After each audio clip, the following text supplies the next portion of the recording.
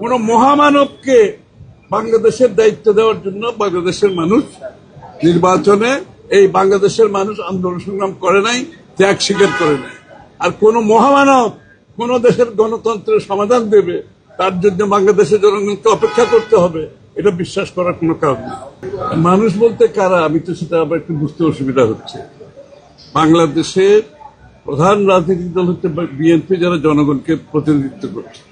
আমাদের মধ্যে ইতিমধ্যে যারা রাজনৈতিক দল হিসাবে শেখ হাসিনার বিরুদ্ধে রাস্তায় লড়াই করেছে, আমাদের সাথে যারা রাস্তায় ছিল, ইতিমধ্যে প্রায় 50টি দল পরিষ্কারভাবে ব্যক্ত করেছে ডিসেম্বরের আগে নির্বাচনের জন্য।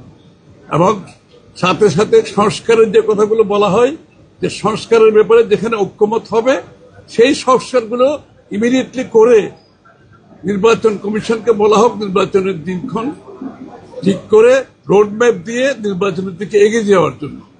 জনগণ বলতে কারা?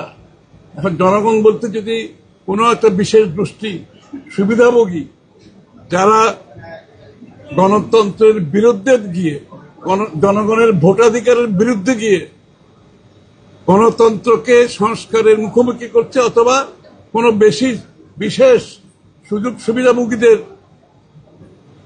বিরুদ্ধাচরণ করছে, মুখোমুখি করছে, এটা তো আরো তো বুঝতে কষ্ট হওয়ার কোনো কারণ নেই। সুতরাং 16 বছরের যুদ্ধটা ছিল গণতন্ত্রের জন্য, বাংলাদেশে গণতান্ত্রিক অর্ডার ফিরিয়ে আনার জন্য, জনগণের ভোটাধিকার ফিরিয়ে আনার জন্য, জনগণের মালিকানা ফিরিয়ে আনার জন্য। যেই সরকার জনগণের ভোটে নির্বাচিত হবে তারা জনগণের কাছে দায়বদ্ধ থাকবে, জবাবদিহি থাকবে, সেটা যেই সরকারই হোক। কোন মহামানবকে বাংলাদেশের দায়িত্ব দেওয়ার জন্য বাংলাদেশের মানুষ নির্বাচনে এই বাংলাদেশের মানুষ আন্দোলন সংগ্রাম করে নাই, ত্যাগ স্বীকার করে নাই।